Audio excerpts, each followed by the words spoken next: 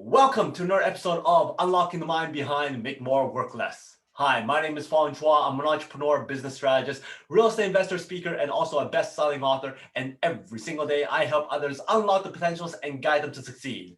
Today on Unlocking the Mind, we talk about another cognitive bias. And the reason why we have this show is so we can better understand how our minds work, how we can make better decisions, build better relationships, and sometimes even avoid certain cognitive traps.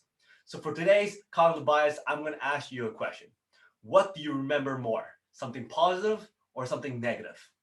Have you ever experienced where a whole bunch of people are giving you great comments, great feedback, so much positivity, and you feel great only for it to all shatter and be meaningless with one person giving you one negative feedback? Well, if that's the case and you're nodding your head or you have experienced that before, well, that is because you're suffering from negativity bias. So what exactly is negativity bias? Well, that is when something of equal intensity, equal status as something negative or positive, but when it's in the negative status or negative kind of nature, it holds so much more weight, has such a greater effect on us psychologically. And that is the negativity bias. And why do we suffer from this? Why does every single person kind of gravitate to the negativity of things more? Why do we focus on thinking about that one comment, even if we have so many other comments that are positive? Well, that's because of our ancestors going way back in time to the caveman time. And that's because that negativity mindset is actually a case for us to be able to survive in the wild, survive in nature. Way back in the day, when a cave person is able to hear a very strange noise, do they run or do they stay there? Could it be something that's great or could it be danger? Well, if you want to survive, you probably want to just run just in case. And that's because of the mindset of, well, if I miss something positive, I'll still survive.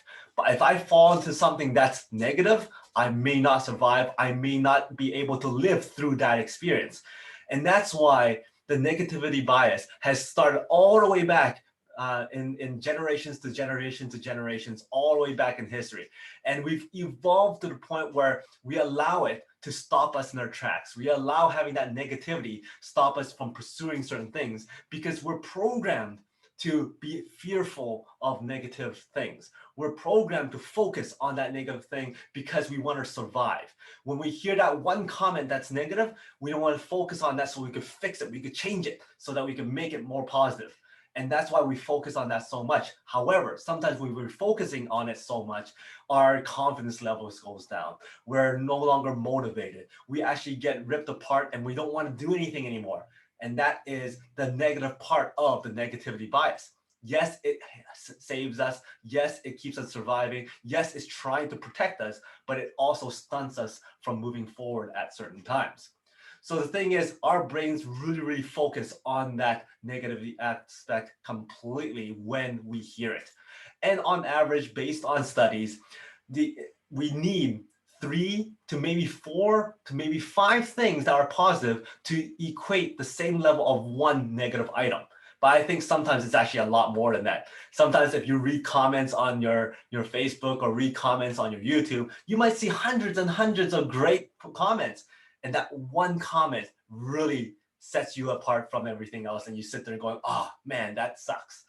But on average, studies have shown that it's between 3 to 5. If it's normal things, it's 3 positive things equates to 1 negative thing. But when it comes to relationships and people, sometimes it's actually up to 5 or 6 things that needs to be positive before it equates to 1 negative item.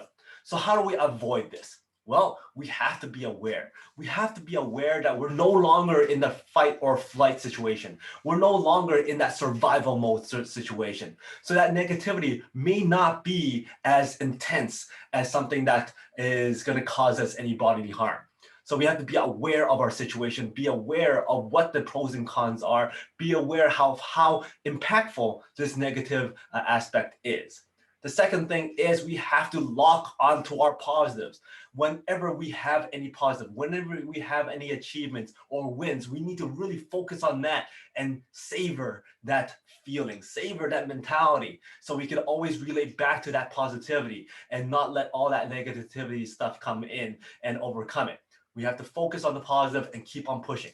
The next thing is mind feeding. Keep on mind feeding ourselves with positive, inspirational, and motivational things so that we can program ourselves with more positivity and less negativity. And the final thing is look at the overall picture. It might be negative. It might truly be negative, but it might be just a very small drop in a big in a big pool of water. One minor drop of ink in a big pool of just pure water. And yes, once it hits that water, it has a big impact in that one location. But after a while, it kind of dissipates and it really doesn't mean that much. So we have to look at it from an overall perspective to see if that negativity is actually as impactful as what we originally thought or felt. So that is how we can go against negativity bias.